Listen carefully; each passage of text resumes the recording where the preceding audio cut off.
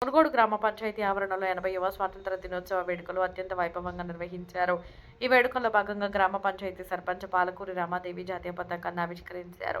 అనంతరం సర్పంచ్ పాలకూరి రమాదేవి మాట్లాడుతూ గ్రామ ప్రజలందరికీ, పంచాయతీ సిబ్బందికి మరియు ప్రజాప్రతినిధులకు 80వ స్వాతంత్ర దినోత్సవ శుభాకాంక్షలు తెలియజేశారు.